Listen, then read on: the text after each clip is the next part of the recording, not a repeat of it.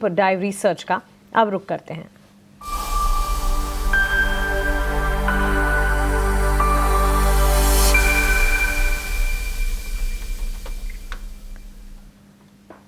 Deep dive research में आज हमारे फोकस पर है कंसल्टेंसी और इंजीनियरिंग सर्विसेज देने वाली कंपनी इंजीनियर्स इंडिया लिमिटेड। और इस शेयर में खास क्या है, इस पर बेहद खास रिसर्च लेकर ईटी नाउ स्वदेश के रिसर्च हेड अभिषेक गाव शिंदे अब हमारे साथ जुड़ गए हैं। अभिषेक, बताइए ये कंपनी आपके रेडार पर क्यों है और फ्यूचर के लिए आपको क्या ट्रिगर्स इसमें वर्कआउट होते हुए नजर आ रहे हैं? जी मानसी, अगर इंजीनियर्स इंडिया लिमिटेड की बात करें तो जैसा कि हम जानते हैं कि ये कंपनी कंसल्टेंसी और टर्न की प्रोजेक्ट से जुड़े हुए कारोबार में है। लगभग रेवेन्यू ब्रेकअप की भी अगर बात करें तो ऑलमोस्ट 56% रेवेन्यू जो है कंसल्टेंसी बिजनेस से आता है, जो कि एक हाई मार्जिन बिजनेस है। पिछले क्वार्टर में हमने देखा है कि कंपनी के इस पर्टिकुलर कंसल्टेंसी बिजनेस में अच्छे खासे मार्जिन देखने को मिले थे और उसके बाद से पिछले एक महीने में कंपनी में के स्टॉक प्राइस में अच्छा खासा रन भी देखने को मिला था। इसके अलावा अगर हम बात करें तो इसके ऑर्डर इनफ्लो भी काफ़ी अच्छे देखने को मिले थे Q4 में, और लगभग इस समय हम देखें तो लगभग कंपनी की 11,700 करोड़ से ज़्यादा की जो है ऑर्डर बुक है, और ये एक लंबी अवधि के लिए एक अच्छी खासी रेवेन्यू विजिबिलिटी हमें देती है। अगर इसके क्रिटिकल ग्रोथ ड्राइवर्स के बारे में अगर बात करें तो कंसल्टेंसी और टर्न की प्रोजेक्ट्स दोनों ही बिजनेस में इसमें जो है ग्रोथ का अनुमान लगाया जा रहा है। इंटरनेशनल बिजनेस में भी जो है ग्रोथ देखने को मिल रही है। करीब पिछले साल 32% के आसपास की ग्रोथ रही थी और इंटरनेशनल बिजनेस का कॉन्ट्रीब्यूशन 12% के आसपास तक बढ़ता चला गया था। इसके अलावा धीरे धीरे जो है कंपनी डाइवर्सिफाई भी कर रही है। जो उसका core oil and gas business है वहां से जो है कंपनी अदर बिजनेस में भी जो है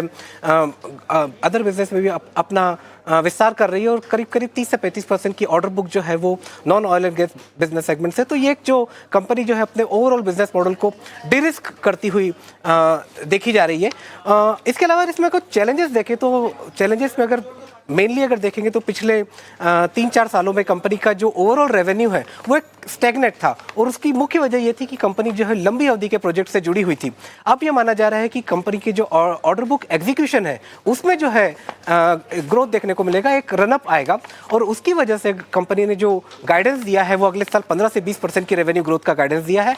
मार्जिन में जो है वो जो एबिट मार्जिन कह सकते हैं कंसल्टेंसी बिजनेस का 25%, और नॉन कंसल्टेंसी बिजनेस का जो मार्जिन है वो करीब 5 से 7% के आसपास रह सकता है।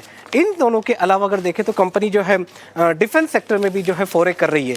इन सब चीज़ों को अगर मिलाते हैं तो एक चीज़ इसमें की मॉनिटरेबल है कि कंपनी की बैलेंस शीट काफ़ी स्ट्रांग है।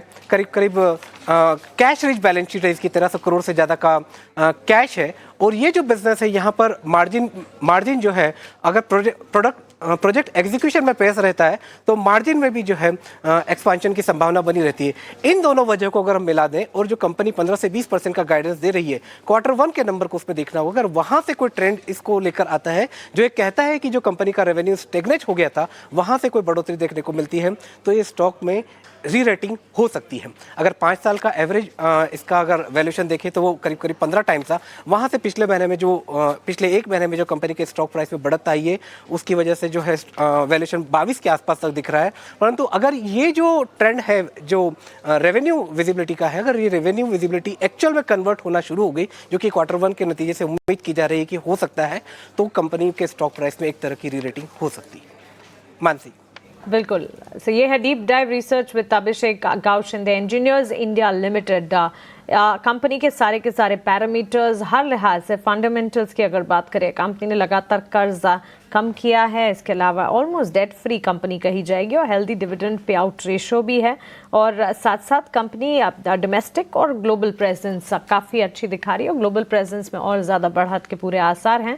सेगमेंटल रेवेन्यू और कंपनी के आय यानी कि रेवेन्यूज़ में कंट्रीब्यूशन कौन से सेगमेंट्स पर हैं ये भी आपके स्क्रीन पर हम आपको बता रहे हैं हमारी डीप डाइव रिसर्च के जरिए।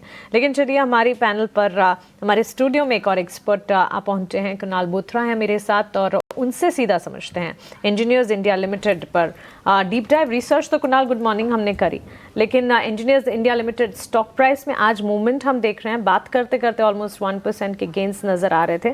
फंडामेंटली हर लिहाज से पॉजिटिव है स्टॉक का, टेक्निकली आपका नजरिया क्या है?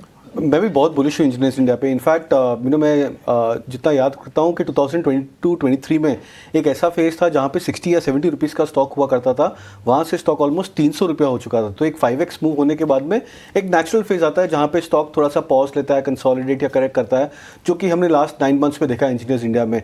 बट अगर हम लॉन्ग टर्म चार्ट्स की बात करें तो एक मेजर रिट्रेसमेंट कंप्लीट हुआ है जब स्टॉक 150 लेवल्स को रिटेस्ट किया। स्टॉक ने लास्ट 3-4 मंथ्स पहले जो एक मेजर करेक्शन था, 50% करेक्शन, जो एक आइडियल फिबोनाची करेक्शन होता है स्टॉक प्राइस में, वो भी कंप्लीट हो चुका है स्टॉक के लिए। तो सारे ही टेक्निकल एंगल से मुझे ऐसा लग रहा है कि मेजर जो एक एक करेक्शन साइकिल था वो कंप्लीट हो चुका है इंजीनियर्स इंडिया के लिए। स्टॉक रेडी है वापस से अप ट्रेंड के लिए। हो सकता है कि आने वाले 3 से 6 महीने में स्टॉक ग्रेजुअली अपने लेवल्स को वापस से रीटेस्ट करे 300 के आसपास। बट जो एक लॉन्ग टर्म अप ट्रेंड है जो 2021-22 में स्टार्ट हुआ इंजीनियर्स इंडिया के लिए, वो डेफिनेटली बरकरार है। ओके, सो अब ट्रेंड की शुरुआत काफ़ी समय पहले से हो चुकी है और वहाँ से लेकर हिस्टोरिकल ट्रेंड्स कुणाल हमें बता रहे हैं और यहाँ से अब ट्रेंड जो है वो कायम भी रहेगा। Engineers India limited deep dive research का हिस्सा, फंडामेंटली सारे के सारे ट्रिगर्स आपके सामने और टेक्निकल एक्सपर्ट की तरफ से उनका नज़रिया भी आपके लिए।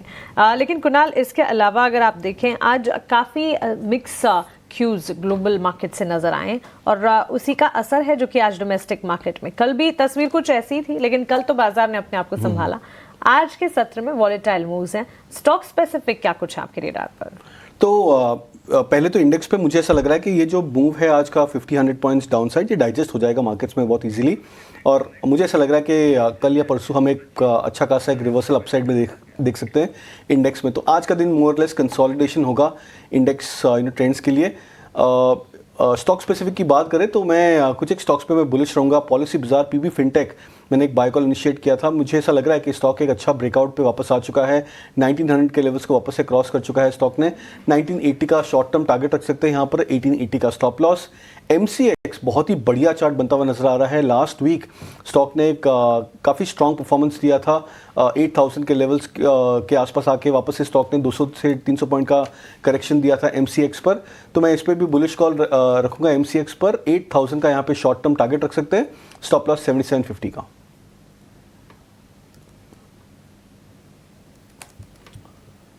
ठीक है, ये कुणाल की तरफ से व्यू। लेकिन चलिए एक काम करते हैं, आपके लिए ये समझ लेते हैं कि अगर आपको ऑप्शंस में ट्रेड करना है तो मौके कहां पर बन रहे हैं। लेकर आएंगे खास सेगमेंट ऑप्शंस के चैंपियन को।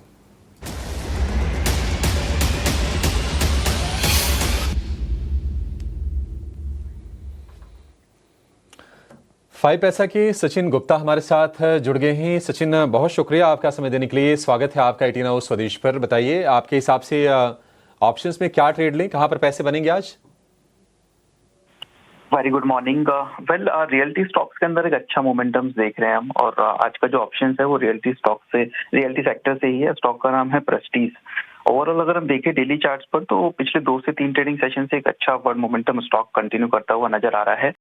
एंड साथ साथ ही 21 डेज के इंपॉर्टेंट एक्सपोनेंशियल मूविंग एवरेजेस के आसपास के सपोर्ट से स्टॉक रिवर्स होता हुआ दिखा है। साथ साथ में फ्लैग का बुलिश फ्लैग पैटर्न्स फॉर्म होते हुए नजर आया। तो मुझे लग रहा है मोमेंटम जो है वो कंटिन्यू रह सकता है कमिंग डेज के लिए। तो यहाँ पर प्रेस्टीज का 1740 का कॉल ऑप्शन बाय करने की सलाह रहेगी, जिसका प्रीमियम करीब 35-36 के आसपास में चल रहा है। तो करंट मार्केट से एक बार इनिशिएट की जा सकती है पोजीशंस बाइंग के लिए। स्टॉप लॉस 22 का रहेगा, अपसाइड टारगेट 60 तक नजर आ रहा है। यहाँ पे मैक्सिमम लॉस जो है वो 4550 का रहेगा, वहीं मैक्सिमम प्रॉफिट 7800 तक देखने को मिल सकता है।